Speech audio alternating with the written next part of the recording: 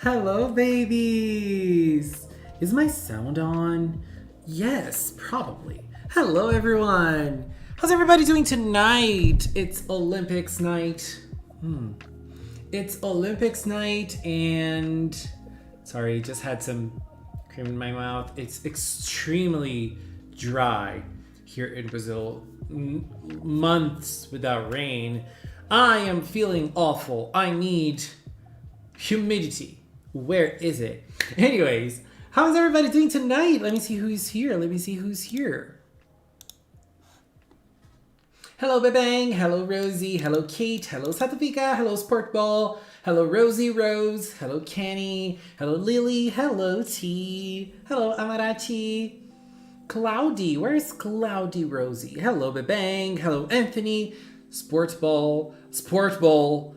Take care of what you type. Don't forget there are younger people on the chat. Please. Who else is here? Levy. Hello. Hello, PRECURE Land. Hello, Phoenix Bomb. Hello, Carmen. Carmen Cortez. I love this name. Hello, Lily Dream. So, hello, Kaguya. It hasn't rained since the Tropical Rouge debut. No, it had. We had rain, like our usual rain season, but it's been a while. Oh God. Hello, Input. How are you? But it's very cold. It was very cold though. Back in the day, it was very cold. Look, what was I gonna say? There's not gonna be a Tropical Rouge episode today, but Toy Animation just tweeted that episode 22 is coming to Crunchyroll. So like, girl, we don't know what's happening. We really don't know what's happening. So just to clarify, what I think has happened is the staff, the person who takes care of the Toy Animation account, probably has a schedule of tweets they have to go on air at each time, at each day. So we didn't know if we were going to have the Olympics or not, right? We didn't know if the Olympics were going to happen or not. And like, until the last second. So they probably just put it out there because they thought it was the correct date. But you know, we might be surprised. My connection is red. So if it's lagging, I don't know what's happening. Girl, it's usually not like that. Why is the connection like this? No way. I'm sorry.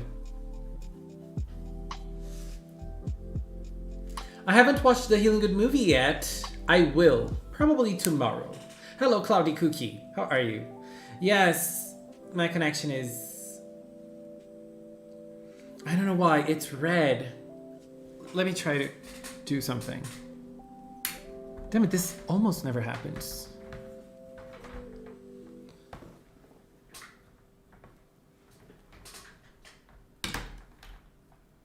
And when it does happen... Queres Taylor? Ai, a Taylor ia amar. É homenagem ao Red.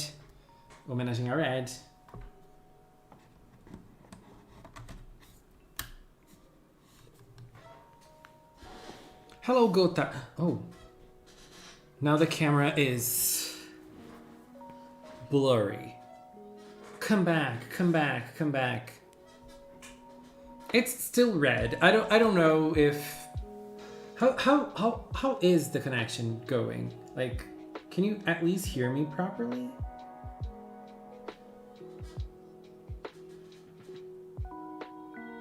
The connection is upset. Pull yourself together. Hey Victor, how are you? And I'm all blurry tonight. It's focusing like close to me. It's green again! I wanted to show you something, but this needs to get better. No spoilers for the Healing Good PRECURE movie. Come on, no spoilers in chat. Who's the girl left out? Cure Melody. Where's Cure Melody? Okay, so we have Cure Melody, We have Sailor Moon here, and here we have Cure Unlovely. She is from, what is the name of the season? Healing Good. Healing Good. Not Healing. Happiness Charge. Damn. Happiness Charge. Okay, so you can hear me, right? That's good. I wanted to show you something, so I really wanted this to focus. Because it arrived this week. Look, but I'm gonna show it anyways. This was something that arrived. This is a puzzle. Oh, can you? Oh, it's good now. This is a puzzle. This is 150 pieces puzzle from Sailor Moon Eternal. It took me a lot of time to put this together. It was not easy at all, but it was very nice. But this also arrived this week. Look at this! Finally, it took a long time. Look at her! Look at her! Ah, so adorable. We also have this. Those two came together. I still didn't. Oh, I'm not brave enough to open this. Look at how cute this is. Her face here is the best thing ever. Like, come on. But I'm still not brave enough to open this up. I'm still a little scared. Last Super Chat of the month and characters to be put on the screen for the next month as well. Thank you, Levy. Thank you so much. Thank you. Wait a minute. Thank you, Levy. Let me get the character. While I get the character, let me call Inu, because Inu is gonna get the stream with me. Look, the connection is red again. I don't know what's going on today. I don't know if it's lagging or not, but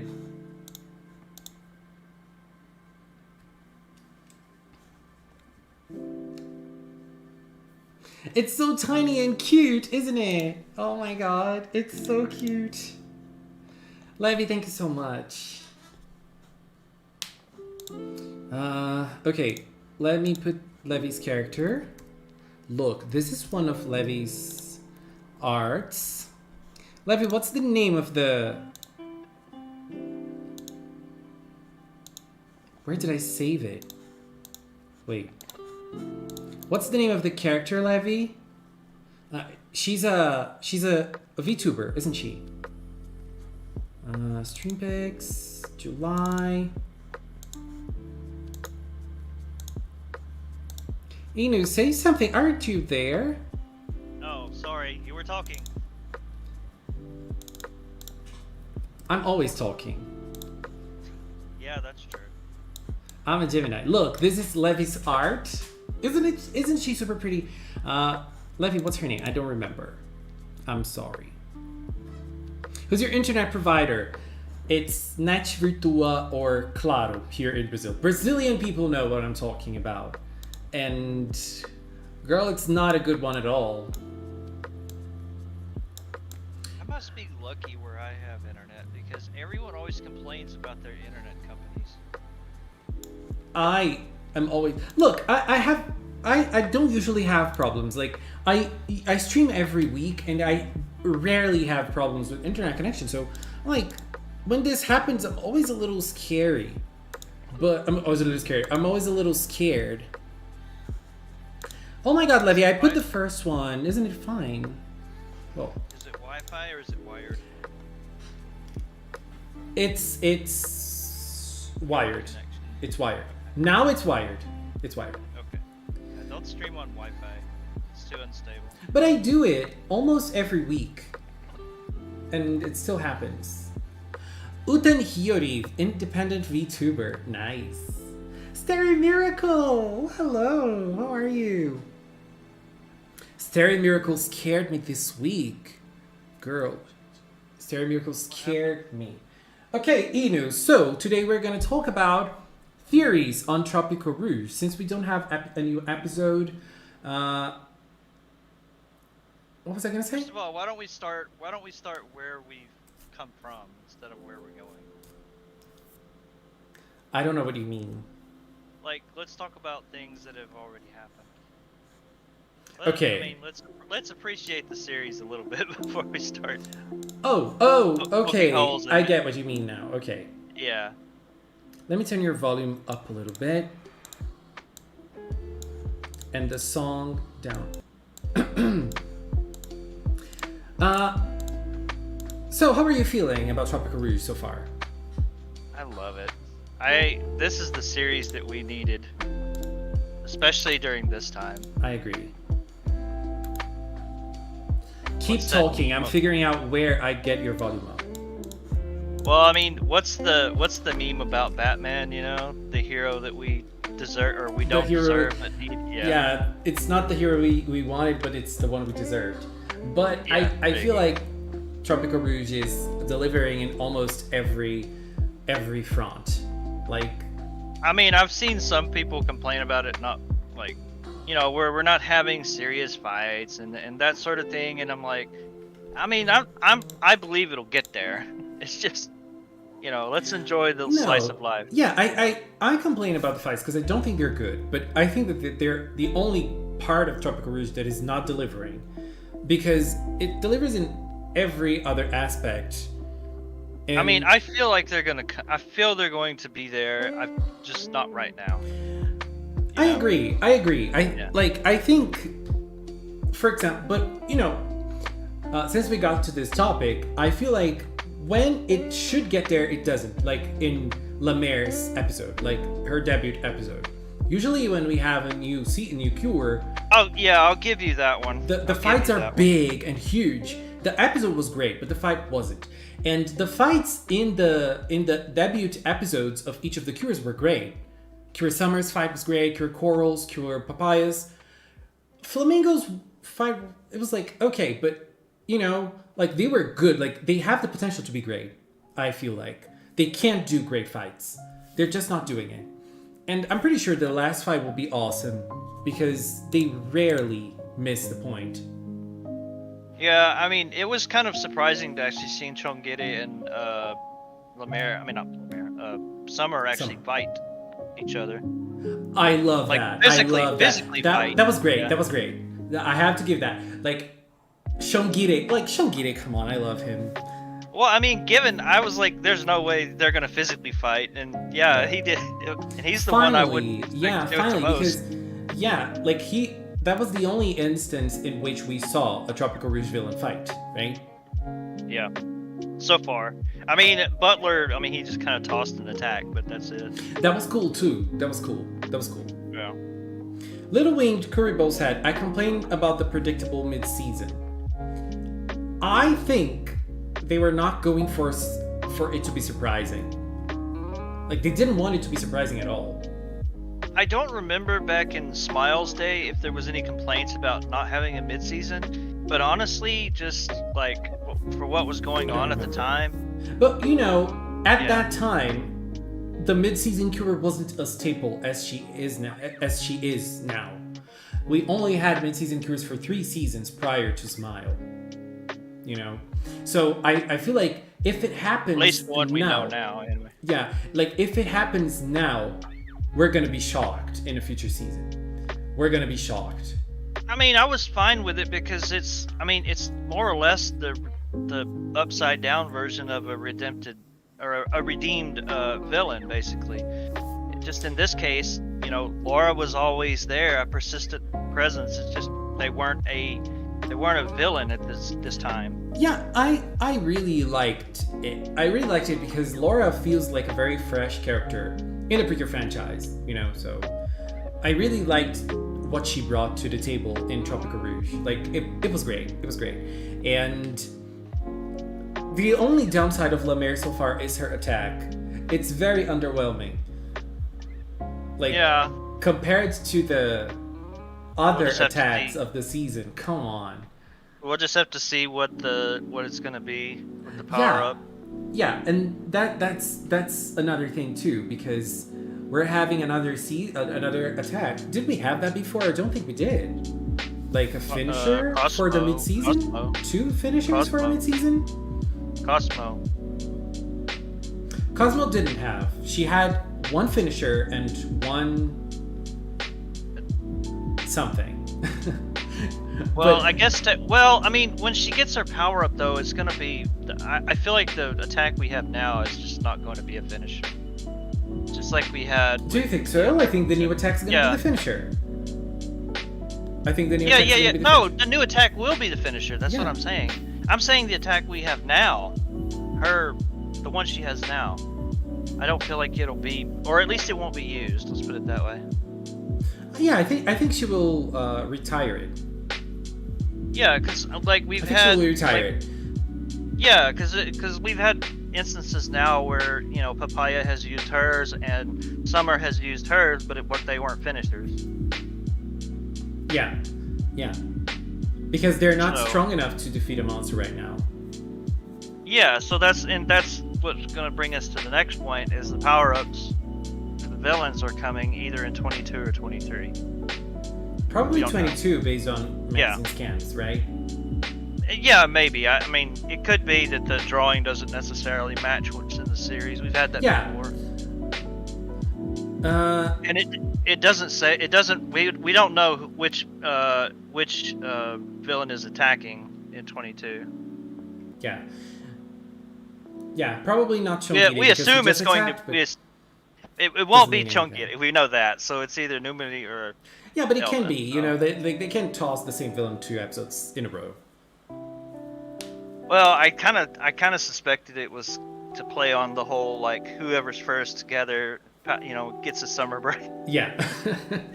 So, Little Wayne Kerbal said she doesn't work in context of how Cure are made in this season. Like, does she resonate with her own heart? She resonates when Laura became Cure Lemaire. Her heart resonated with everyone else's heart. Remember when she was underwater with Summer? Yeah. And like at that moment, her heart resonated with the rest of them. And there's a lot of play on desire and wish and that sort of thing. And this is what Laura's true heart's desire or wish. Yeah. Either one. And T made it a very interesting point by saying that seasons have a habit of doing the opposite as the last. Healing Good was a new girl out of nowhere, and Laura was there from the beginning. It's very interesting because, like in Star Twinkle, we had more or less an anti-hero, and then in Healing Good, a girl out of nowhere, and then with Tropical Rouge, now we have like someone who was there since episode 1. So it's a very nice change of pace from one season to another. And what the past 5 seasons has been nothing but non-humans. Yes, this is the constant they're going for right now. The last mid-season cures are all, except for Kuramashiri, are all non-human, like in some sort of way. And I like this. It because like they've been bringing like lots of different things like mermaids. I would never expect to have a mermaid. Like I was always praying for a mermaid season, but when we got one, I was like, we're always every year, please mermaids, please. Where are the mermaids? Not necessarily mermaids, but an ocean type theme. Yeah. But yeah, mermaids pretty much. What else are you gonna do in an ocean thing? And Kate said, Tropical Rouge is the tropical version of Smile. And yeah, it's the case. It's the same director. Like the director of Tropical Rouge worked a lot in Smile, and he directed like certain episodes in Smile that were like super funny. And I think it like I feel like Tropical Rouge is very different than Smile in terms of how it deals with its characters and everything. But I can also see some similarities too. So that's very interesting. And we got the body switch episode, which is what I've been wanting since Smile. Damn. I know we had it. I know it was in Kira Kira, but it's not the same thing. And this time around, the body switch, I thought that it was gonna be the funniest episode ever, but they went on another route like completely different. And I mean, it was still funny, but yeah, it was not about comical. It was about setting up her debut. Yeah. Yeah, but it like the focus of the episode wasn't the focus of being funny, right? It was like to build up Laura's conflicting feelings, and also to set up Minori and her personalities too. So like that's a very interesting thing, I think. Yeah, I still wonder if maybe some of that had some play on her ability to get her heart's wish in order, because it's always said that you never know a person till you walk a mile in their shoes, right? So yeah, literally that's what Laura did. yes. And T said, I wonder if that next season will 180 and go back to humans. Could be. And I mean, they're kind of running out of things to do. And like we had goddess, fairy, android, space cat, spirit, mermaid. What's next? I think a human, I think the human is like, what's next? I don't know. And yeah, Ace, they kept... I think your Ace is a human. I think your Ace is a human. Like Madoka was reborn in a human body. I don't know. Madoka. Aguri. Yeah. Aguri. Yeah, I was like, what? she's Are you talking... she's called Madoka, right? Aguri Madoka, right? I don't remember her surname. I just know her. I think it's Madoka. And Aguri is her name. And Gota said, I think this scans for Eldest for episode 23. They include the festival which got foreshadowed along with the cave, so it makes sense for that to be the setting for the other island. But in episode 22 is the episode they're going for the cave. And right. We also saw the monster, which is going to be a light. What's the name? It looked like one of their flashlights. Flashlights, yeah. So it's going to be a flashlight. So, I don't know. I think it's going to be episode 22. Hello, Winglight. Yeah, I'm thinking that there might be some connectivity between 22 and 23, because, we have to cover a couple other things before we go into that. Yeah, and just before we start, T said Angel Precure coming soon, and Levi said I would kill for Oni Precure. Oni Precure. Just imagine if we had a season of angels and demons, and then a demon becomes a cure mid-season. Like, it would be so cool. I don't think it will happen, but well, they could excuse me, they could go off like Momotaro or something, that fairy tale. When we get information, Phoenix Bomb, please don't spam. Next All-Star is going to be when the Tropical Rouge movie goes on cinema. It's usually when they start being screened in Japan, we see the first teaser trailer for the next movie. So the interesting thing about that one. You know the interesting thing about that movie? The director actually directed episode 6. And he actually wrote the damn title on one of Minori's books. In one of Minori's books, right? Yeah. Yes. Oh my god. That is so that is very cool. Well, I mean, they've had the books in there with some of them were called the Long Seal. Well, obviously that's a reference to Kururun. They had the Little Mermaid, of course, which is kind of what this is all based off of. Yeah. And there was some other books that were in there, like The Never-Ending Tale, which is supposed to be the never-ending story, and I think there was a reference to Harry Potter in there, and I forgot what the other one was. I think, it's like those I thought it was a random title of a book, or it was supposed, or it was referencing the Snow Princess or something like that. I mean. They do that sort of stuff, and I just did not realize at the time that, holy crap, this is the title, The most interesting thing about it is, you were able to notice that, and I would, how? That is the craziest thing. I remember seeing it, because I was like, I wonder if these are all a clue, because they kept showing them over and over again, where you could see the title of the book. Yeah.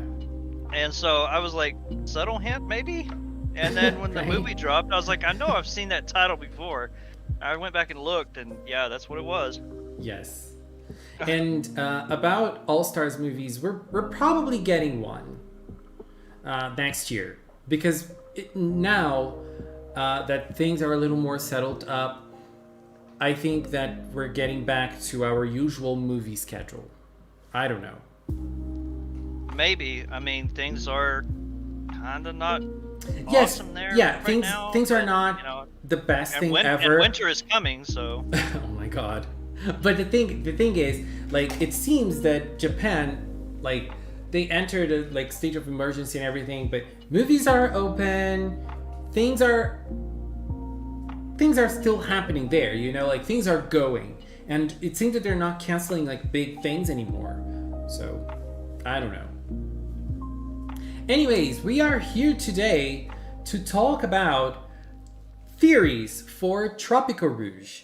We like talked a little bit about like the season overall and how we're feeling about it. But what about the future of Tropical Rouge? But it's important to say, like, when we talk about the future, we're talking about the past too, because we're referencing some of the things that happened in past episodes, right? right. So, to start, I think we should talk about The Queen's the past. Queen, because she is very mysterious. Very. And she is huge. Like, the most interesting thing about this character is that she is huge. Well, I mean, she reminds me a lot. She reminds me a lot of Suomi's grandmother, like that she knows things, but she's not revealing them. Yeah, Right. I think that she is like training Laura in a way. She's not giving away everything to Laura, Right. and at the same time, like, she's very kind. But you know, I don't understand. Like, there is something I don't understand about this. There's something I don't understand about this, which is why wasn't she captured, or why wasn't her motivation stolen when everything happened? Like, how was she able to protect herself, and why can't she leave Grand Ocean? It seems like she's in some kind of enclosure, some bubble type thing. So I don't know if that has to do with the fact that she can't leave, or that, I mean, basically to answer all your questions, we don't know what that is. So. Yeah, and like, it's obvious that she can't do anything, because if she could, we wouldn't have the plot of Tropical Rouge. So, Yeah. like, obviously they wouldn't It's just not about make her. Yeah, and they wouldn't make her like, oh my god, she was able to defend herself and she's super strong, so she got the motivation back and that's finished. You know, that's obviously not that. And we need her. We can't have her in a weaker state, because she is still helping somewhat, right? Right. It kind of reminds me of Athena from Sweet as well. Sort of. That she can't really leave, she can't really do anything. She has some importance later on. You remember Akko's mother? Yeah. Yeah. So just to contextualize, I'm putting one of her pictures on screen, which shows that she has hearts in her eyes. And I think we talked about this before, but so far, all of the characters in Tropical Rouge that have hearts in their eyes became cures. Right? So we had the four main girls of Tropical Rouge. They all had hearts in their eyes, and Laura also had hearts in her eyes. She was the exception before she became La Mer, and then when she became La Mer, all of the characters became cures. And the only character who has hearts in her eyes, which isn't a cure as far as we know, is the Queen. And Kudadun, but yeah, Kudadun's a special case. That's for another day. Yeah, and that's what he said. It's odd that Laura, Kudadun, and the Queen weren't attacked. We don't know what was happening. We don't know what was happening with Laura, but in the first episode, Laura was arriving in Grand Ocean, and when she arrived, everyone was defeated, right? So I wonder if, like, that was the moment that everyone was attacked, or she already knew that they were attacked and she was, like, out of Grand Ocean to go look for help or anything. So we don't know where Laura was, what she was doing. Yeah. Still, like, it's still up in the air for now, at least. I was hoping that in 17 they would explain that, because we knew that she was going to end up back with talking with the Queen. I was hoping they would explain that, but they didn't. So. Yeah, and so far, like, there's one thing about Tropical Rouge that makes me, like, crazy excited about Alzora City, actually. Not about Tropical Rouge in general. But in Alzora City, they talk a lot about mermaids. So it seems to me, at least, that the city itself has a story with mermaids, and this story is, like, very, very preeminent. And I believe something happened, like, I think that this happens because something actually happened in the past in Alzora City. Yeah. And it's very possible that the book that we see that has a picture on it of the Little Mermaid in quotations could be about the Queen. It doesn't necessarily mean that it was a love story. It could have been something else.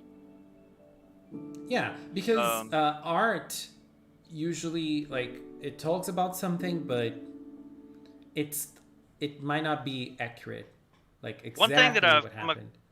One thing that I've come across when I've been researching all this is that different cultures view mermaids with different intentions, and some view them as good luck, and some view them as evil spirits, or, you know, maleficent entities. So I'm sure they're not going to go for that, but they'll probably go for. Probably not.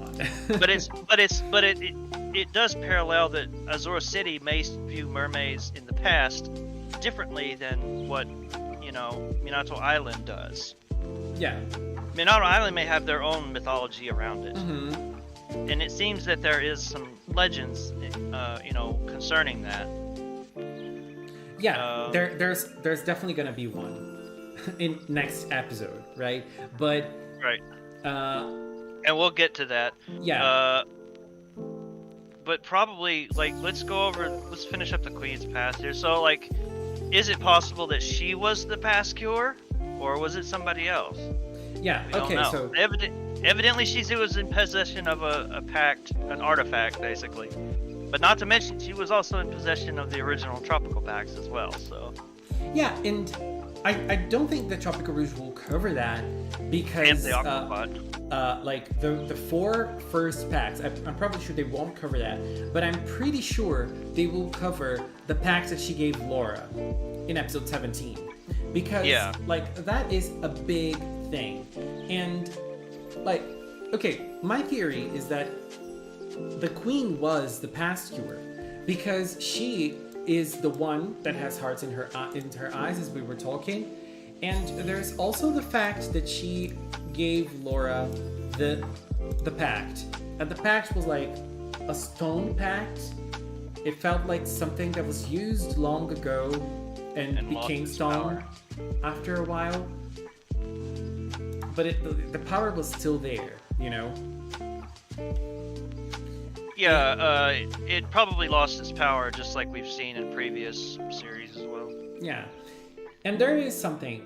In the first episode, the Queen tells Laura that mermaids and humans, when they form a strong bond and their hearts resonate, the PRECURE is born. Right. But she tells Laura that this happened in... She didn't tell that it happened in the past. She didn't tell her directly, but Laura is aware of it. What she said was, the human will become a cure, right?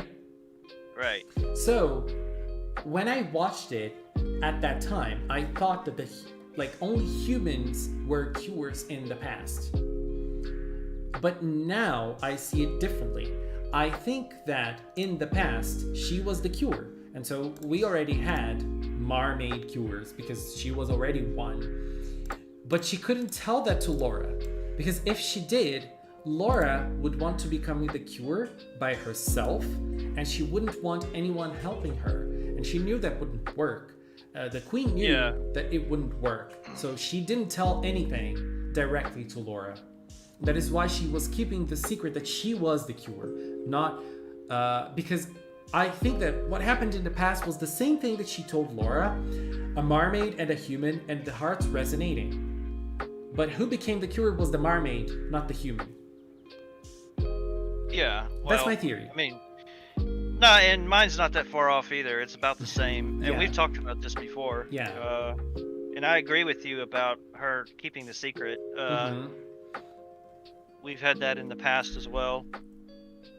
And just to finish this, the person who she was friends with was a director of the aquarium. Awesome. So, like, this is my theory. She was that's one avenue. Yeah.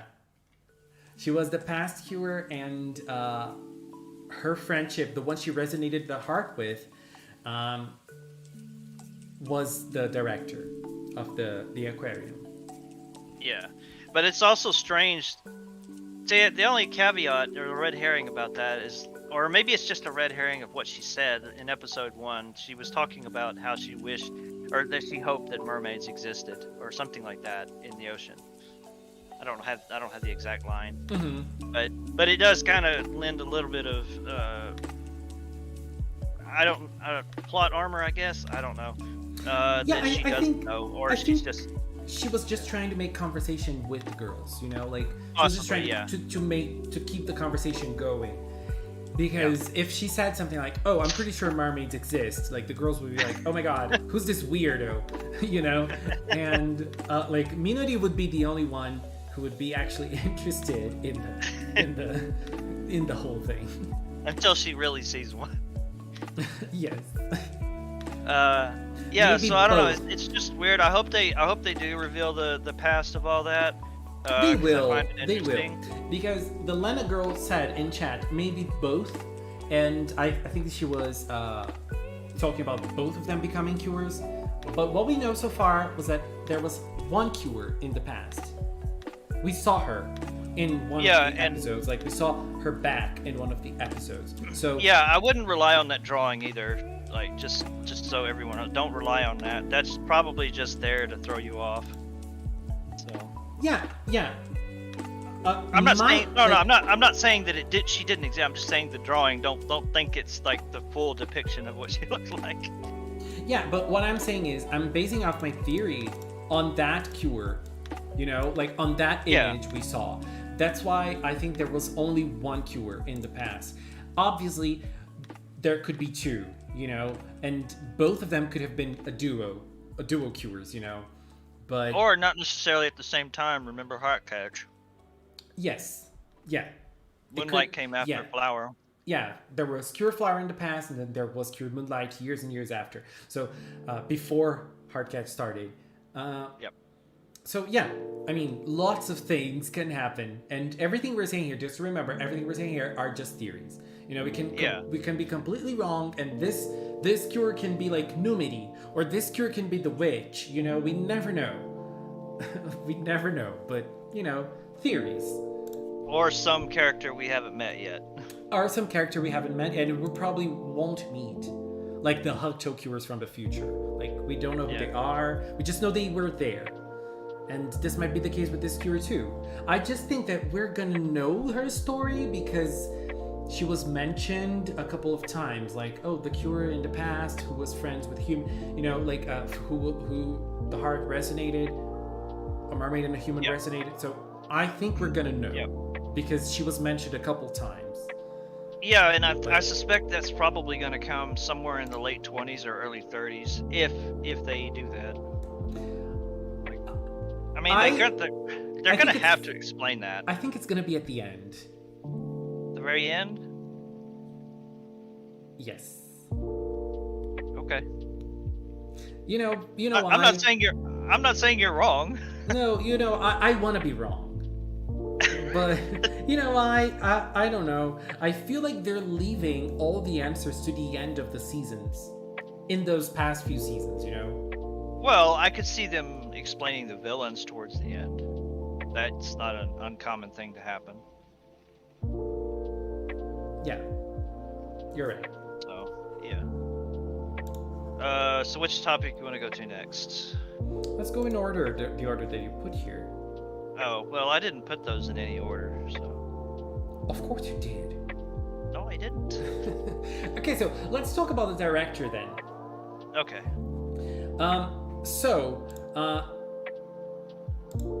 There's this director of the aquarium, and she appeared a couple of times, not that many times, but she appears sometimes. She's also referenced a few times in certain scenes as well. Yeah. And I think that the biggest role she played was in Laura's episode, in episode 17, because it really felt like she knew something. Like she was there at the right moment to say the right words. Suspect as hell. Yes.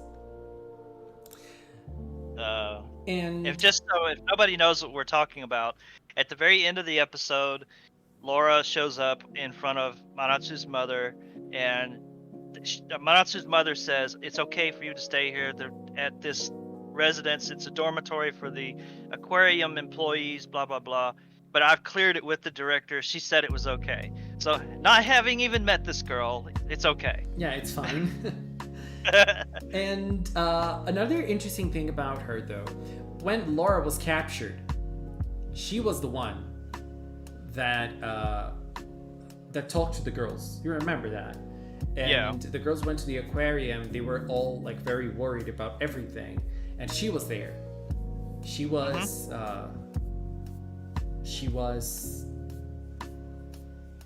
They wanted to know kind of where to look for Grand Ocean, but look for where she might have been taken. Yeah, and then she was like very. She didn't say like directly. She knew.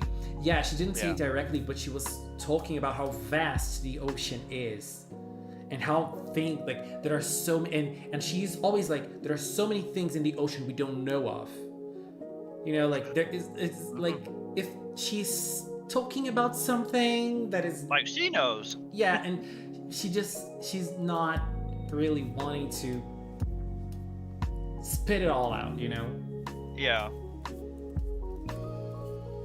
I mean, Tsubomi's grandmother was kind of the same way. Not as overt as stuff like that, but yeah, but her case is different because she established herself as a previous cure. Yeah, and also as a mentor to the cures. Like she knew they were cures, and she like the cures.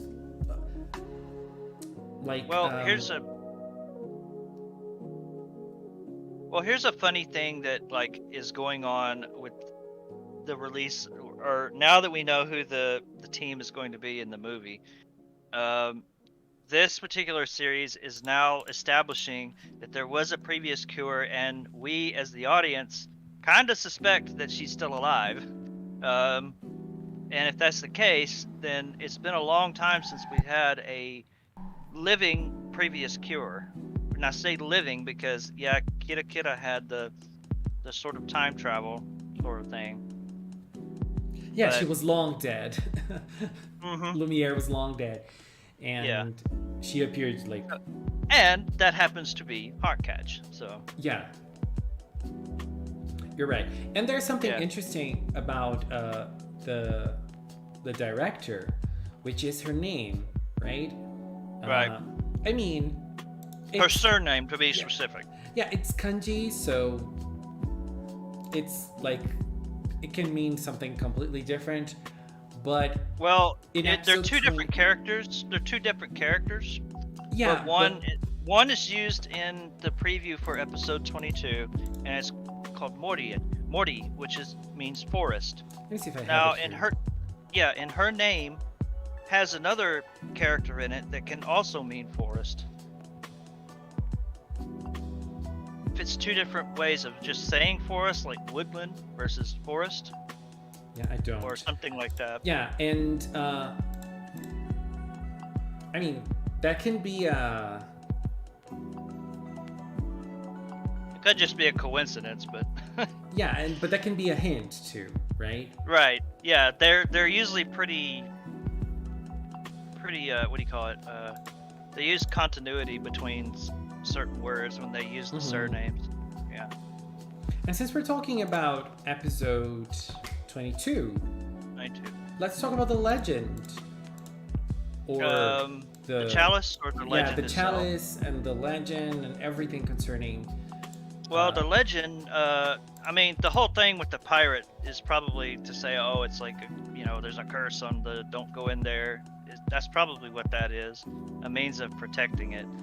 But the chalice itself is kind of interesting because chalice, in historical lore usually has a pretty specific meaning. I think that it's probably an artifact that, grants a wish or a desire or something like that.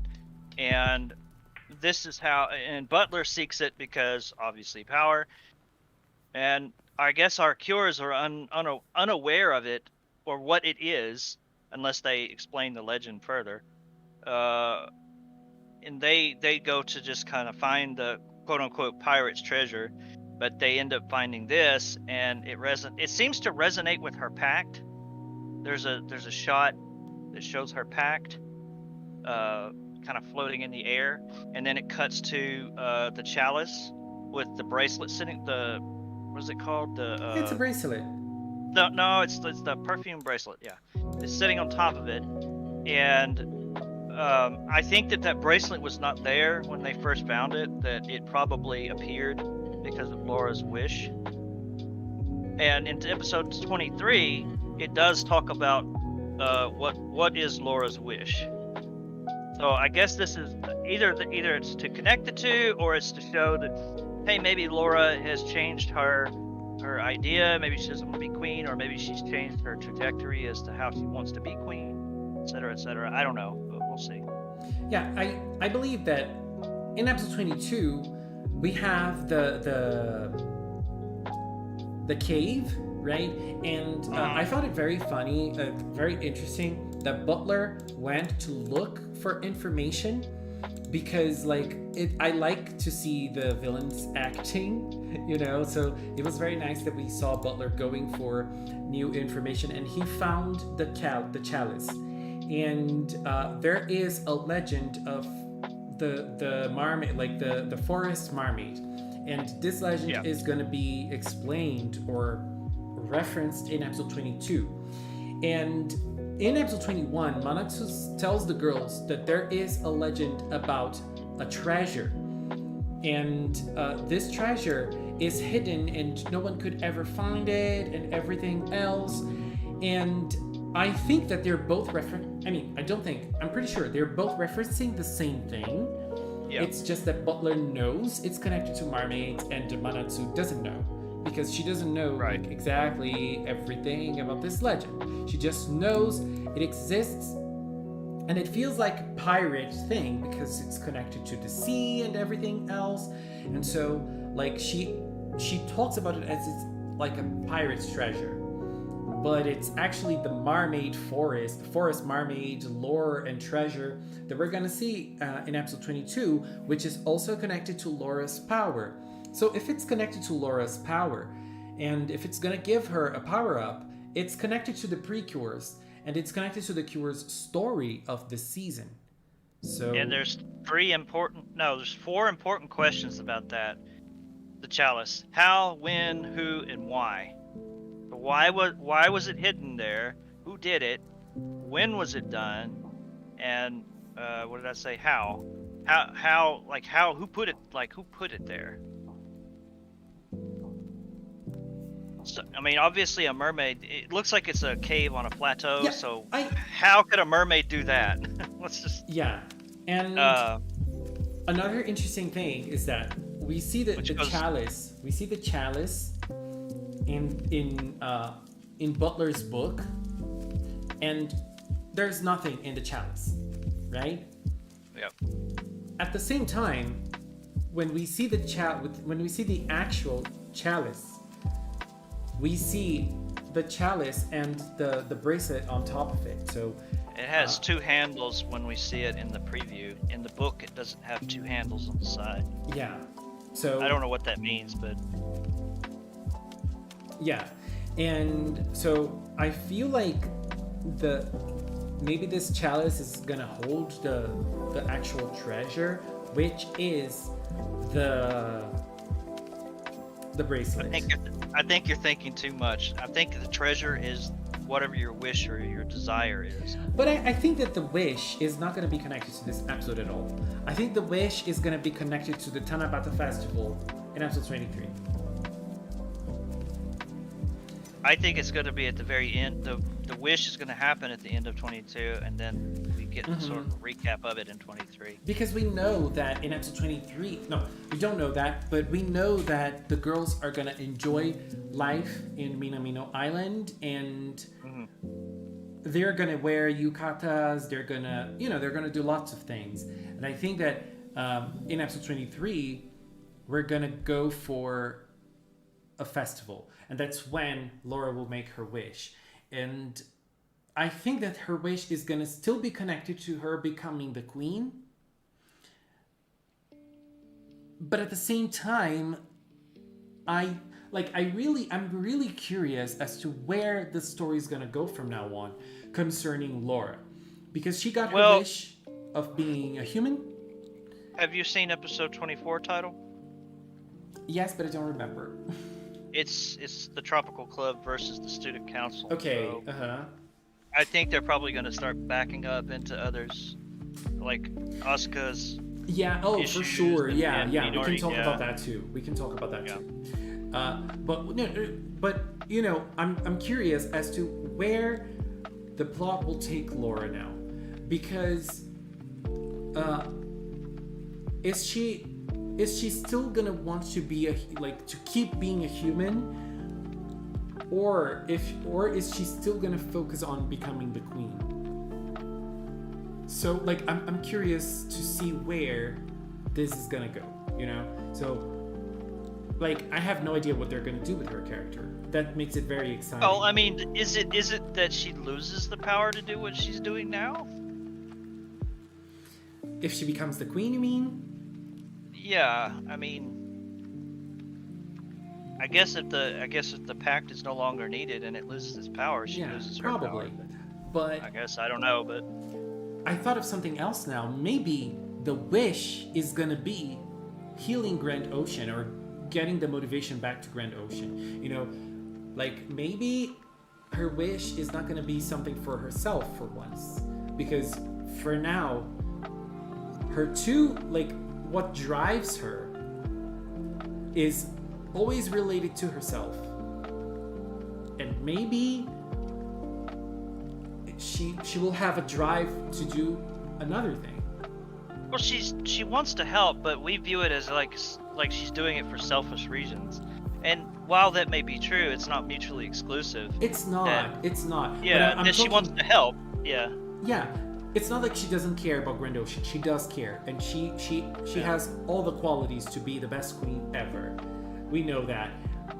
But the way her wish is presented is always related to herself. I want to be the queen, and I want to be the human. She's always thinking of her. Well, she says that out loud, but until we hear what she but I'm talking about how the show presents it to us. Yeah. Well, that's what I'm saying. What she says out loud is not necessarily what she feels. Until we get that inner monologue. But we know how she feels. Yeah. The show makes it very clear. Because I feel like the show makes it very clear that she talks a lot about wanting to be the queen because, oh my god, I'm going to be the queen, I'm going to be the all-powerful and almighty. But we know by her actions that she has a great heart and the great abilities of being the queen, right? Exactly. Otherwise, the queen wouldn't have entrusted her with this quest. So. And we also have the new Yaraneda, the Zeta Yaraneda, right?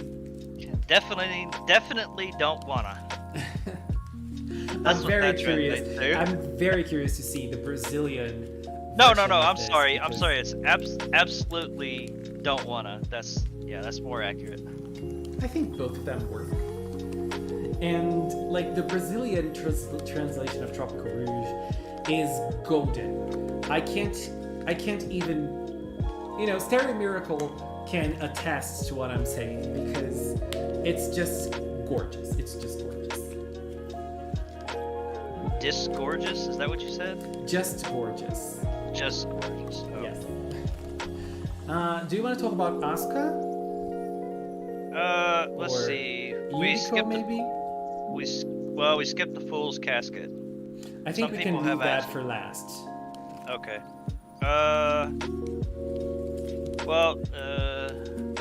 Let's see. We didn't talk about how the director could have also been the Forest Mermaid, due to the fact that a character in her name actually does pair with the that's Mori versus Hayashi. So, yeah. I don't think that they're gonna go there with her, but if it happens, to state it, yeah. if it happens, I'm gonna be very surprised in a very good way, because that would be everything. Yeah, I mean, I would too, considering just how in the background she's been. But I don't seriously think that they're trying to make it something that's so grandiose like that. In the end, we're probably just overthinking all of this. But I think that the grandiose thing that you're trying to say is that the friendship that happened in the past is gonna be as grand as Manatsu and Laura. Yeah, I mean, there's always like 3/4 of the way, stuff that comes out that was way back in episode 2 and 3 and stuff like that. Yeah. It happens. Mm-hmm. So you just kind of have to make note of it and then move on. Let's see. So you said Yuriko? Okay. So the Japanese fandom has been all over this. And I'm inclined to agree with them. I hope it happens. There's a lot of good fan arts out there. We obviously can't show them because, it's just not nice to do that without permission. But needless to say, her surname, Shiratori, yeah, a brain farted, means literally white bird, but in most instances it's to refer to a swan, so a lot of people have come up with the name Pure Swan. Yes. And so there's a lot of elegant designs that sort of mirror Asuka's Pure Flamingo design, like almost like that she's the other half, which is kind of cool, that would be cool.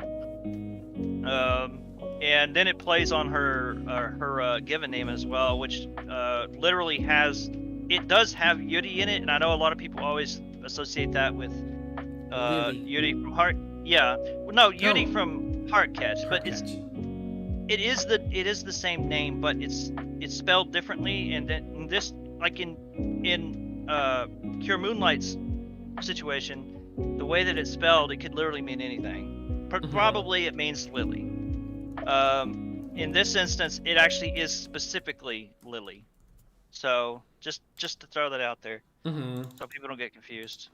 So a lot of people have drawn that when she's coming out of her, pension phase, that she, a bunch of lily petals fly up and stuff like that.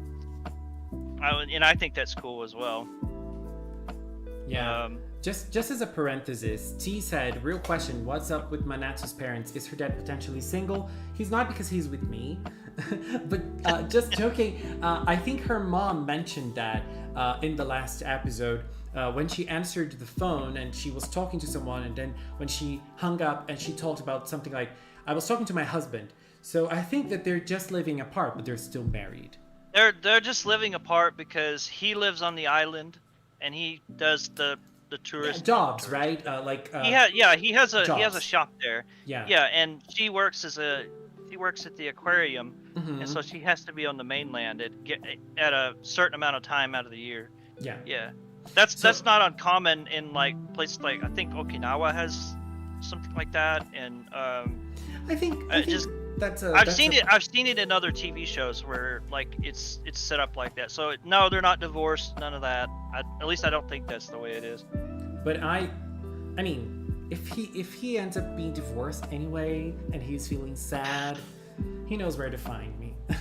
But just coming back to Yuriko, Yuriko is a very interesting character. Unfortunately, she doesn't appear very much. Levy even mentioned on chat, like, can I just say I love Yuriko because she is great. I also She should be in love her. episode 20. She should be in 24. Yeah, probably. Thankfully, she's getting back. And I really like her character. I think that she can add a lot to the season.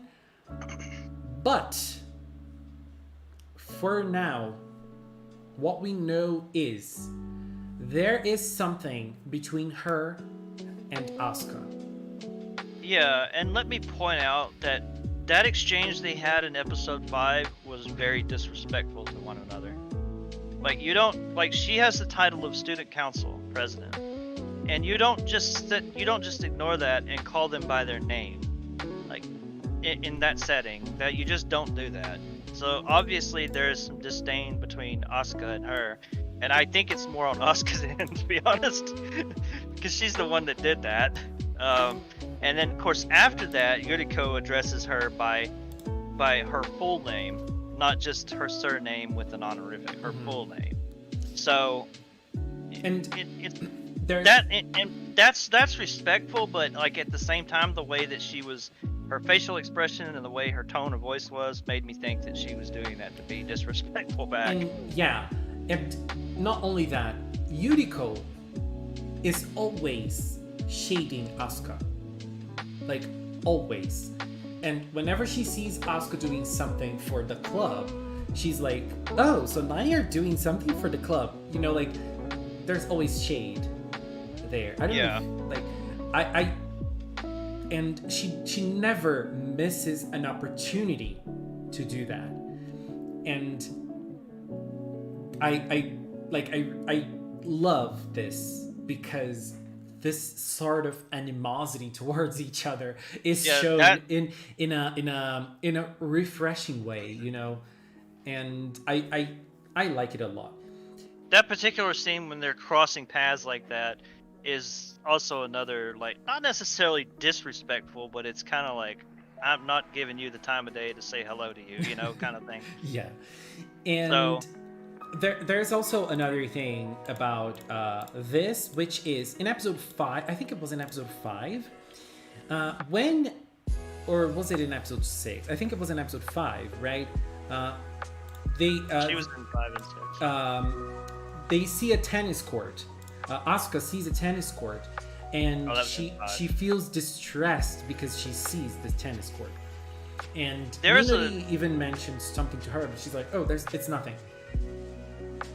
Yeah, there's a lot of fan art that depict her staring at the tennis court, even like, you know, sighing, looking down, and like sometimes it'll have a little bit of a dreamy background with a picture of Yuriko.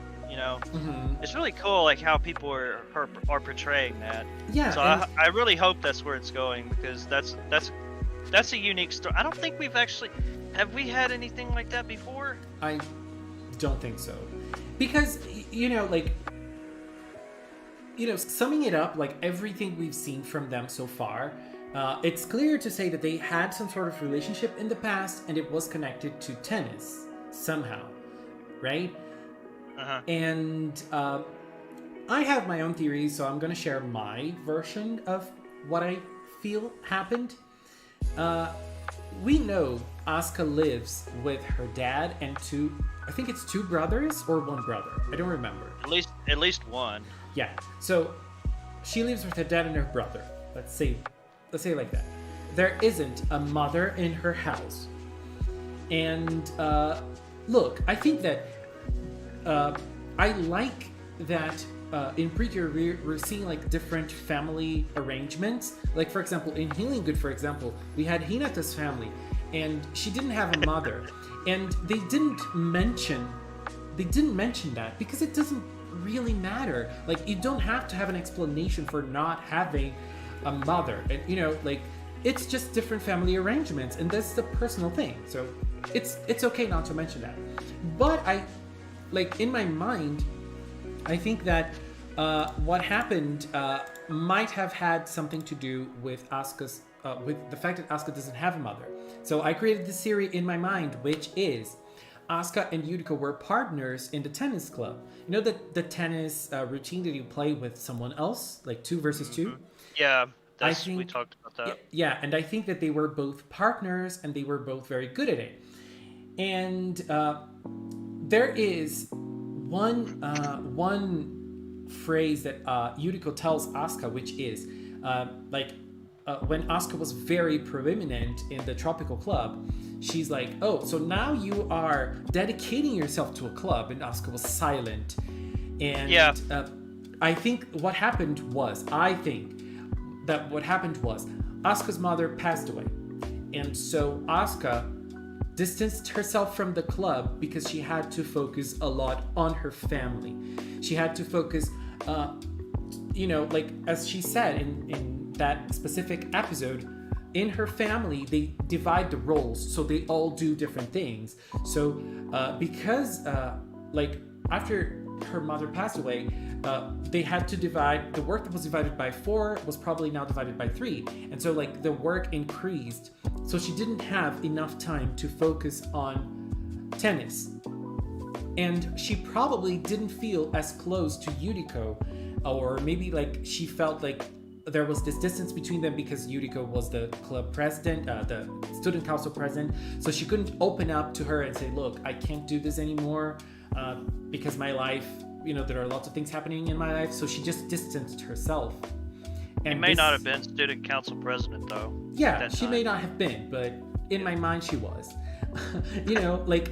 And so this created this big rift between them, and this big misunderstanding and this big miscommunication between them. And so in Yuriko's mind, Asuka left the group because she was not caring enough for their partnership in the tennis court, and she wasn't caring enough for her for her to spend enough time practicing. That's my theory on what happened between them. Well, mine's more abstract. Whatever event happened to cause a rift between them, Asuka now feels that she doesn't either need or want. I think she calls it camaraderie, as in like comrades. Mm-hmm. But now Manatsu has changed that, or changed the calculus on that. So we'll see what that. She's able to make amends for whatever it was that happened. But I do believe it was probably her fault to begin with. Asuka's fault. Yes. Yeah, me too. I mean, I think that Asuka was the one that did not communicate. No matter what happened, Asuka was the one that probably didn't communicate enough with Yuriko, and that's when. In all likelihood, because remember how Sweet started out between Kanade and Hibiki? Yeah. Mm-hmm. How they met at the opposite end of the school. Yeah. Oh God. And all it took was just a little bit of communication, and they would have been friends all those years. Yeah. So. And I see lots of people in chat saying, like, is she going to be the next Cure? Yuriko? Yeah, I mean, I don't think she's going to be I don't think she'll be another Cure and join the team. Now, it's possible she could be some sort of one-off thing. I shared this with you prior, it's not something I think would happen, but I would like to see it happen. Like, for example, Butler captures Yuriko and turns her into a dark Cure for an episode, and then the girls save her, and then she joins the girls as a purified Cure in one fight only. Kind of like Cure Tender in Happiness Charge. So I would like to see something like that for her. I just don't think it will happen. I mean, for sure she won't become a Cure in the team because she doesn't have hearts in her eyes. She doesn't have hearts in her eyes, so her being a Cure... well, we don't know, that couldn't change either, so... I don't think it will change. That obviously can change, but I don't think it will. You know what I mean? Yeah. I don't think it will, because... I think it's pretty well established for now. It's pretty But the more likely scenario is that she becomes an important ally. Yeah. And I think someone said it here, or I don't know if it was you or someone said it in the chat in one of the previous streams, which was she learns about the identity of the cures and she helps them by not spreading the word. You know, like she keeps it a secret, and that is the way of her helping the team, because she knows like maybe they're breaking some rules at the school, but she is like still keeping them. She's still keeping it as a secret. Well, again, her name is something that is very well thought out, and none of the other characters, except for the 4 girls that showed up, you know, that were the previous club, not the previous tropical club, but they had that heirloom they had in the Penguin. That all 4 of their names were all 4 seasons. So, as in autumn, summer, etc., etc. So. Winglight said she's wearing contacts to hide the eyes. You got me there. She can have hearts in her eyes under that. Yeah, and like I said, just the only thing that is very, like, you know, eyebrow raising about her is the fact that, like, her name is something that is very elegant and very well thought out. Yeah. It is. So that doesn't usually happen onto it like a non-important character. Let's put it that way. I don't want to say non-cure, but like a non-important character, throwaway character. And we already know that they're gonna cover this topic. Like they're gonna cover Asuka's story with her. Yeah. We know that. So pretty soon. Yeah. Pretty soon.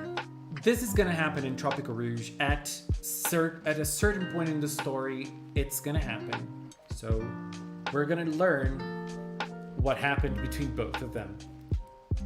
Yeah, I mean, I imagine at some point they're not gonna be able to keep their identities a secret at some point. Yeah, maybe. So, let's see, what have we not covered? The villains. Yeah, well, okay, so there's 2 parts to that. The 3 villains that we're familiar with seem to be sort of a family. Not really, I don't know, but they certainly act like it. Yeah, there are 2 things about them. One is that they're sea creatures, and 2, they have occupations. And like the whole concept of the villains in this season is they don't the queen doesn't do anything because she has no motivation. Because of that, the villains have to work, and so they have to do all the work. So we have the chef, we have the doctor, and we have the maid, because like the queen doesn't do anything. So I feel like you mean the witch? Yes, the witch. Sorry. So this is the concept between the villains of the season. And well, there's also this fact that it seems that they act kind of like a family, and this particular feeling of them as a family like was way stronger in episode 19. Was it 19? Yeah, that Elda was saved by them. Not saved, yeah, the but doll like, because like she returned the favor. She returned the favor. Yeah. And like we see how much they care about Elda, like, and how much both Numeri and Shongire, they both like Elda means the world to them. So I really felt the family thing there, at least with Elda. It was very cute. Yeah. And I mean, it happened before that too, like making sure she was eating and you know, sit on my lap and that kind of thing. Mm-hmm. Stuff that we just don't normally see generals doing. Yeah. And there is also this aspect of the generals in Tropical Rouge not really wanting to attack. Like, it's not something that they're crazy about. Like, they don't really care about attacking the cures, defeating the cures. They don't care about that. Yep. What they care about is their work. For example, Shongire cares about making sure the queen is fed. Elda wants to play because she's a child. And that's it. Like their main goal is not to attack the cures. And it's refreshing in a way too, because like most times they're very keen on defeating them. And those three, they don't really want to. They don't really want to attack. Yeah, but then there's part B to that, which is the four of them have quote unquote occupations that are normally on a cruise, like on a ship, the ship itself. Mm-hmm. A maid, a butler, a doctor, and a chef. Yes. So, maybe there's a historical aspect to that. I don't know. Mm-hmm. But it's worth pointing out. But another thing about the villains, also, those three are the only ones using the Yodoneta balls, and Butler has yet to manifest his own. So, do they have some sort of kickback? Just like Joker and the Akambis? I don't know. Maybe. I think they don't, because if they did, we would see it happening. But I still don't understand why Butler does not attack.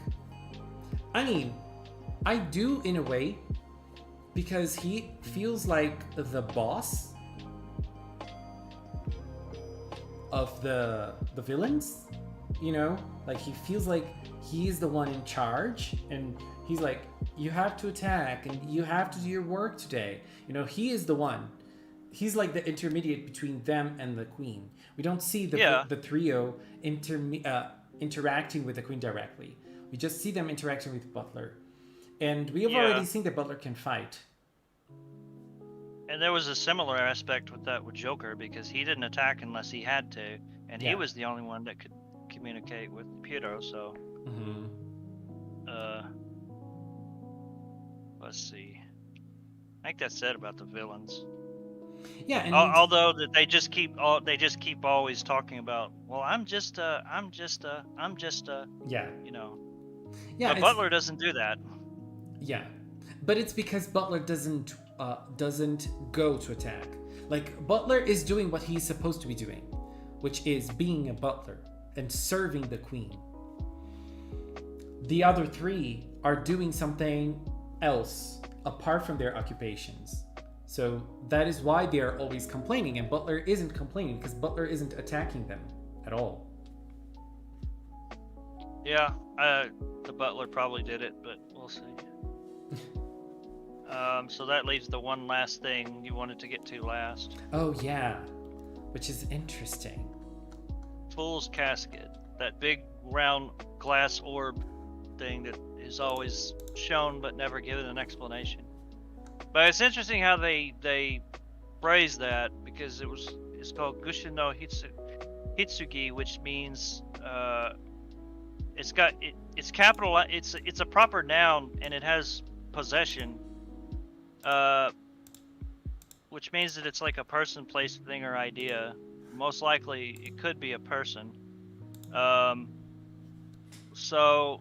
the fact that it's capitalized, the only instance, and actually but the particular spelling of this can also mean the Fool in the tarot card deck.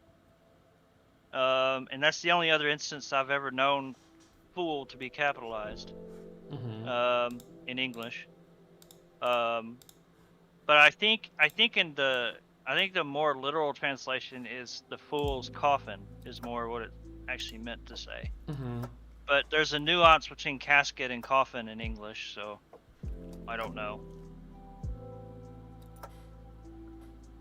I did make a note of it that English makes the distinction between coffin and casket. A coffin is generally understood to denote a funeral box having 6 sides, and a casket, which is generally denoted to be a 4-sided box. Obviously, coffin, usually the one you see in Dracula movies and stuff, with those two edges at the top that are Right. got to angle it. Yeah. So, however, I did ask someone about some nuanced clarification, and they said that a slightly more polite word for the word fool is, in Frank terms, means like stupid or slowpoke or something like that, which is kind of a nuance for dismotivated people.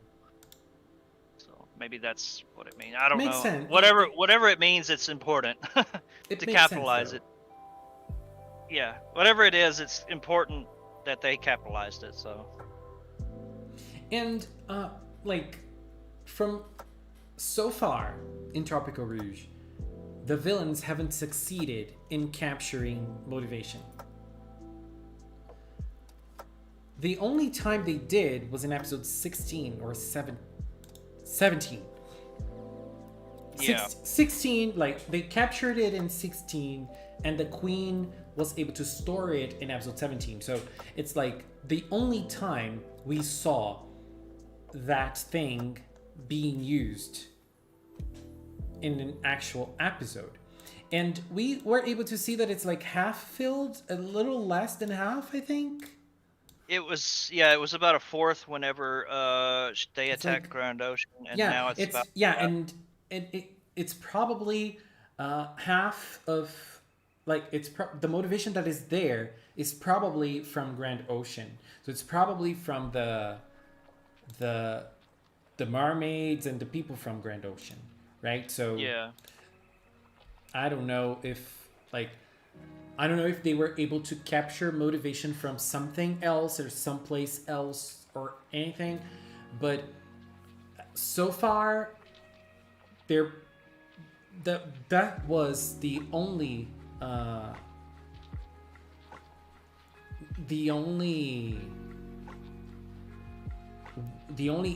instance that they captured motivation during the season. And if I recall, the Aquapot now is full of all 16 charges. Is it? I think so. I have to Really? check. I just thought about that. I don't think it is, because Laura captured one motivation last time. I think I don't know. Yeah, but we were at 13 at episode 17, so. Okay, it's 16 slots, right? As far as I remember. Yeah. Somebody can correct me, but Whatever I happened, don't think it does anything, to be honest. I think it will. I think it will play a role. Unless it has something to do with the group attack, which we didn't cover. Yeah, I think that's where they're gonna go.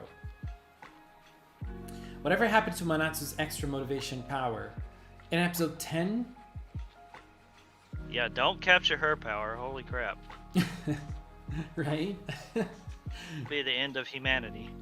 Yeah, because in that episode, we saw what happened. Like, she was able to get the motivation back by herself. She got it back. Well, she got her motivation back by herself. Yeah. And Laura recovered the motivation from the monster. So Yeah. Clearly, you can come back from it without having to have your motivation restored. Now, Yeah. she has a cure, and of course, she has Manatsu. So Yeah. Because, as we were talking in episode 16, they stole motivation from random people, fishermen. And fishermen, yeah. They didn't give it back. So, like, are those people, like, unmotivated and they're not wanting to go to work or anything? They just want to lay down? We don't know. And they didn't focus on that at all. Yeah, I mean, I don't know. They didn't go into detail as to what the after effect of that is, but yeah. But yeah, I think but it's probably not important. Yeah, I think we can talk about the group attack to finish. Where's the image here? Yeah, the group attack, we have no idea what it's going to be. However, they have been dropping in episodes lately a lot of star motifs, and the biggest one was the premium melon pan bread. because it's the same color schema as a previous image, and I mean it's the same colors on it that our cures are, but it's the same configuration as another previous screenshot. I think it's 16, where it shows them all showing their nail colors at the same time. Yeah. It's here. I think I gave it to you, didn't I? It's, yeah. Yeah. Just for a visual. Mm-hmm. So I don't. That would be kind of. I mean, I know the star has been used over and over again. As far as group attacks. So. Yeah, and yeah, it would be nice. I maybe a big melon pond being thrown at the enemy would also be nice. Well, I don't think it's melon pond, but it, it's. Well, they threw a chicken. It is used a lot. They threw a chicken in the enemy, so That was not a chicken. Yes, there was. That was not a chicken. They threw a chicken at the enemy. Well, and I mean, the thing is that thing was made up of all their powers, so. Yeah, it had all different colors. Yeah, they could create a melon pond too. So. Yes, they didn't change the opening. Yeah, Uki, they changed the song. The song is updated. They're probably waiting for the second group attack. But the visual is not. I mean, I'm sorry, not the second group, but Lemaire's second attack to put it in there. Maybe. Because we're having a break this week, and then we're having a break on the other week too. So maybe after that, we're gonna see an updated opening, or maybe they're not gonna update the opening at all, and we're gonna. I mean, it's in the grand scheme of things, it's not important that they do that. Yeah, it's not. Laura can go between mermaid and human, so it doesn't matter. Exactly. So Winglight agrees with me that it was a chicken that was thrown. Oh my god. It's not, but okay. Of course it is. Do you have anything else to add? Let me go back to the other screen.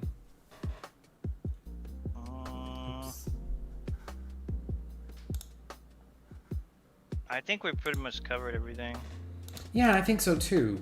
I think unless you want to talk about possible predictions for the next season.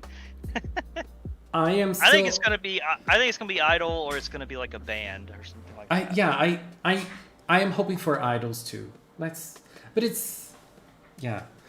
I'm hoping for Idols. I'm not like giving this as my final answer, but I believe it's gonna be Idols, and I want it to be Idols. I really wanted to see a PRECURE take on Idols or artists. Well, I was thinking that, and then they announced, like, I think a week later, that another series or another work that Toy's gonna do, and it's Toy is hiring. Yeah. It's auditioning actually. Like, if you're a girl, you can audition to be part of a band that Toy Animation is creating. Yeah, and I don't know if that has anything to do with it or. Yeah, it was very close. Like when the second ending came out and we started theorizing that it might have something to do with Idols. Like a week later, Toy Animation revealed that. And so maybe the next PRECURE season is going to be a band. It would be so cool if we had like a band. I think it's probably going to be more towards band. It's probably what it's going to be. Idols just seems too obvious.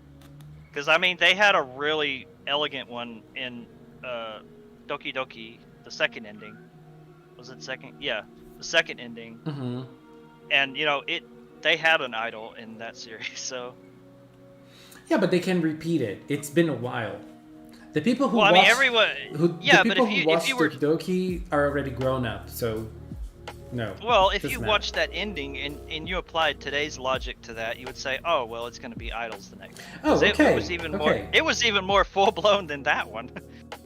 So. Oh yeah, no, I know. But it could be either one, or maybe even both.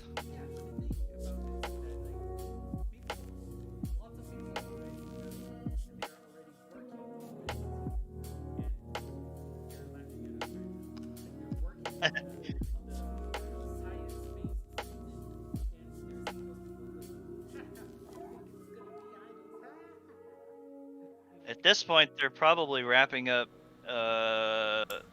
maybe the late 30s, early 40s, maybe.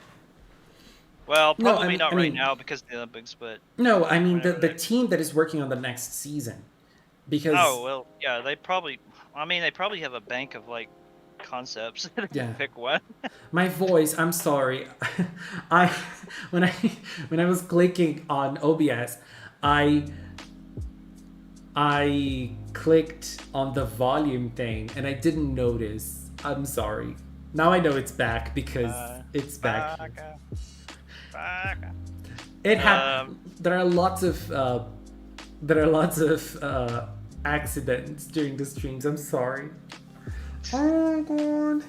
Leo is a masterpiece of self-destruction. No. At least I didn't delete the whole screen. You deleted the stream? You deleted your own video that you recorded? No, I didn't do that. No. I was You muted yourself. Do you think the Tropical Rouge forms will be based on? I think it's just gonna be the costumes, bigger costumes, you know? Like, that's it. But Anthony Thomas had a good idea, like hula dancers, like the inspiration for the power-ups. It would be nice. I hope they're just their weapons changed. Let's just leave the outfits alone. It's not gonna happen, Inu. You know that. Hey, be careful what you say. There's a lot of things that, it'll never happen, and then it happens. But they needed like a power-up form. A powered-up form, it has to exist always. Longer hair, yes. The longer the better. Okay, let's bring on the hair, and it's awesome. I mean, that's more feasible, and that's what I was thinking just a few minutes ago. Just either their weapon or their hair. Just leave the outfits alone. The outfits are already elegant. Edu, the outfits are gonna change. Come on, you know that. You know that. No, I don't know that. You know that. No, this particular series is like broke the mold. I agree. But So what was the last time they didn't change the costumes in a power-up? I don't even remember. I don't know. I'd have to go look. Probably since GoPrint. I mean, Fresh. Fresh. Fresh was the last. Wasn't it? Fresh was the last. They didn't do it in Sweet. They didn't do it in Sweet. They didn't do it in Sweet, yes. They didn't do it in Sweet. Yeah, Sweet was the last. Or Doki Doki. Doki Doki, yeah. Doki Doki, the weapon just changed, yeah. Yeah. Yeah, Fresh also had a power-up, but it was the wings. I love Cure Berry. Cure Berry has the best power-up in the history of PRECURE. That wing. Are you talking about the very end? Yeah, you remember when they had wings in Fresh?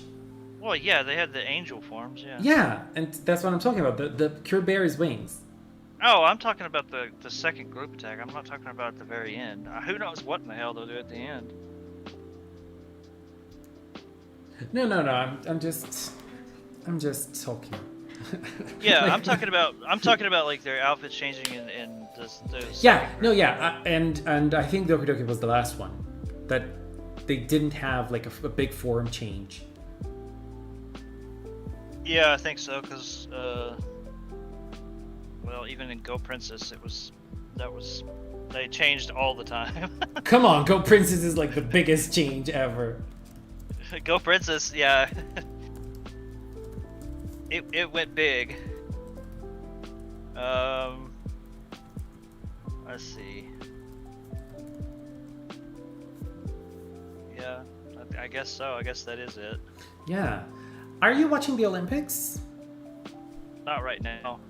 No, I'm saying like in general. Oh, well, the last couple of nights I couldn't. It's like 5 a.m. my time, so I can't. I watched the opening women's soccer, and I was like, my team. I'm like, oh my god, guys, what are you doing? I am I'm asking because this is the first time skating is going to be a sport in the Olympics. And I'm very excited because there's a Brazilian girl, she's 13 years old, and she's representing Brazil. Girl! In what now? Skate. Oh, skate. Yeah, it's the first time skate is going to be part of the Olympics. So I'm very excited to watch it, and it's going to be like 20 minutes from now. I'm excited. Our softball team did really well. Our volleyball team did really well. I can't say the same for the Brazilian stuff, but I'm excited for the skates. Just I think it's men's skate today, and women's skate tomorrow. I don't know. Yeah, but didn't Brazil like beat the hell out of China in soccer, the first round? Not right now. Yeah. Brazil won, It was and like today 5-0. it was a tie today. Yeah. Olympique PRECURE o mide sunode ku guri rando he ite gurumin shu te ikimasu. Yes, there were lots of video game songs. Oh my god, T, I'm so sorry for your pull, girl. I saw you pulled kicking. I'm sorry about that. Girl, we're the same. I pulled Diluc while trying to go for Ayaka. I'm feeling very sad right now. But I'm getting Ayaka in this banner still. I'm getting Meanwhile, her. your anime list is piling up there, bro. I need to get back on track with 2 shows at least, which are Higurashi and Kageki Shoujo. What about Remain? Have you even started that? Remain is the one with the boys that swim? Swim, yeah. Yeah, I watched the first episode. I was shocked because it was a big drama. Third one's out today. Tadazaki worked on that, by the way. Nice. Today we're taking a break from the PRECURE for the Olympic Games broadcast. We'll go to Hokkaido, Greenland early in the morning to watch the costume show. Oh, they're not even playing sports during PRECURE. Come on. Oh no. Yeah, I didn't know what you were talking about until I saw that. Yeah, I was trying to read that. You were trying to sound out something to me. No, I was trying to read, but I can't read the kanji, so I just skip it. T, I got 2 Dilucs. Like, I got one in that other banner, and I got one in this one. So I'm like, girl, I have a constellation, a Diluc constellation, and I'm not gonna use it because I use Klee. I'm not gonna change her for Diluc. He's handsome, but no. I'm like, Klee is the best, so no. I'm very frustrated that I got Diluc. Like, wait, Leo, did you start Bokutachi remake? No, remake? I didn't. I didn't start anything. Like, I haven't watched anything these days. That one and Kakegi Shoujo actually just jumped really high up in the polls. Oh, so. Nice. Kakegi Shoujo is I don't know how people are feeling about it, but at least like the first 2 episodes were very good, and so I'm very excited for more. And I know that episode 3 was a little heavy, and I'm a little scared, but I wouldn't be. It's not anything you're not familiar with. I know, but it's still painful to watch it. But that's the thing. Like, I don't understand why people get upset about that. Like, if it invoked an emotional response, then it's doing its job. I'm not talking about. Not you. But I'm not talking about disappointment. I'm talking about. No. What I'm talking about is there was a lot of backlash after that episode, and it's like, okay, look, if it invoked an emotional response in you, then that means it's doing its job. That means that it's good. I feel like this, I don't know, but I think this backlash is a vocal minority because, like, I don't know. I haven't seen the episode yet, but what I see people discussing on Kageki Shoujo is that it's strong, you know. It is, and like, Yeah, but and there are that, people who yeah, and just that's why I'm talking about. Like, I think that the people that are complaining are a vocal minority, you know, and yeah, they are. yeah, But that influences a lot of people. It really does. it And should like if you watched one episode and you're complaining about it, shut I up. like it shouldn't. I feel like Yeah, you should in be general fair. we should always try to form our own opinions about stuff. Like sometimes Exactly. we read things on the internet and say, "Oh my god, I'm gonna hate this so much," and then you go on and watch it, you love it, and sometimes it's the other way around. You know, sometimes it's like, "Oh my god, this is so good, everybody loves it," and then you're gonna go watch it, you don't like it. You know, so just form your own opinion on whatever you're gonna watch. Like, Well, yeah, you know me. I don't listen to anybody. So. yeah. Oh my It doesn't matter. god.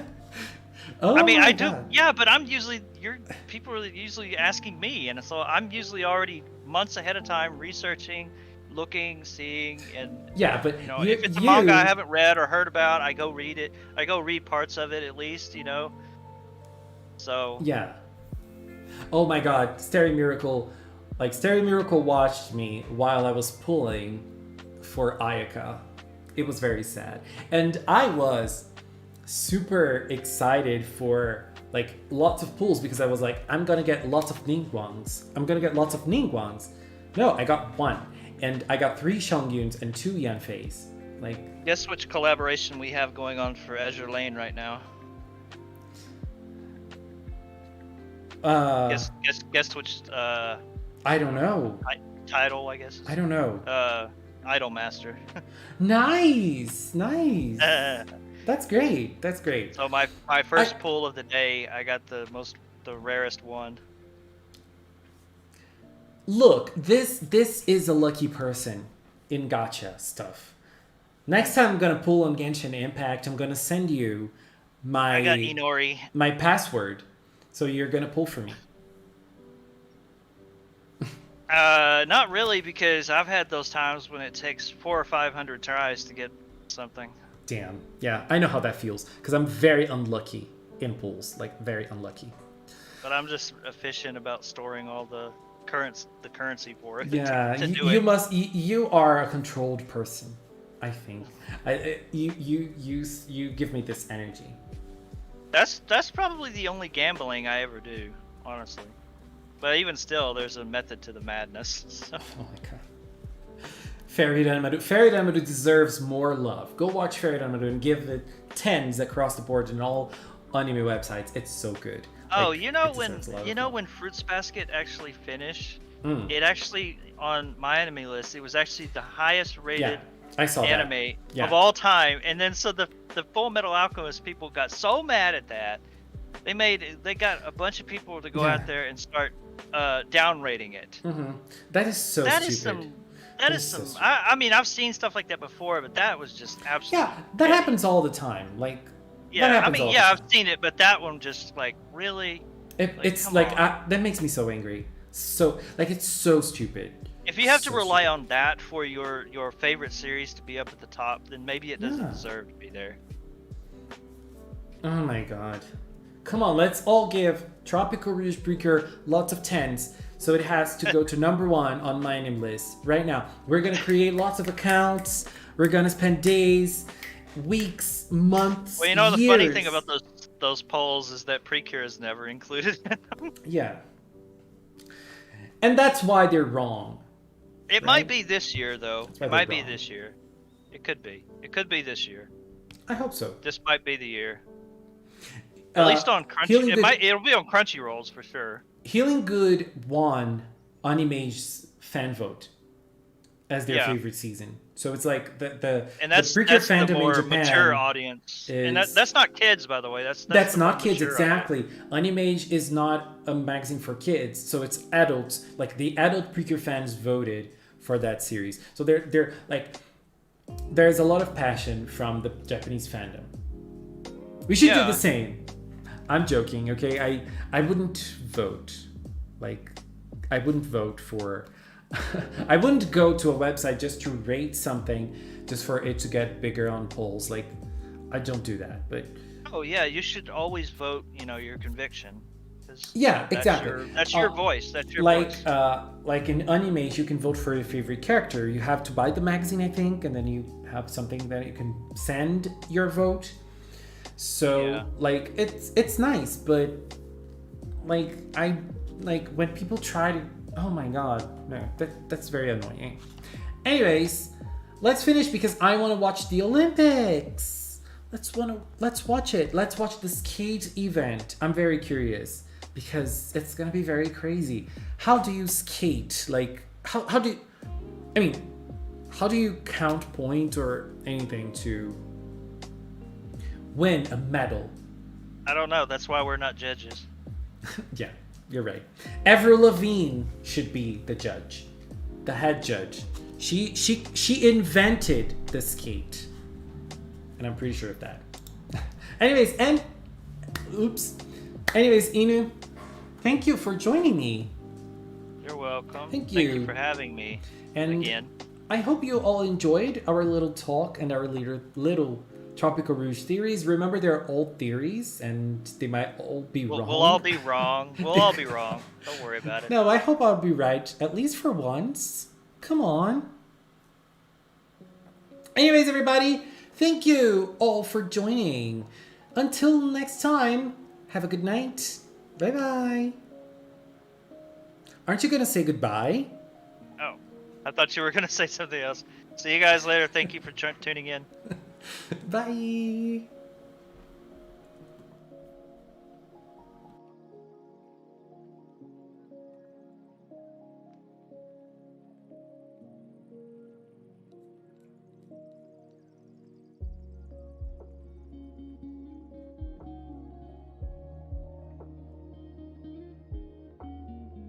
There's always a tiny delay.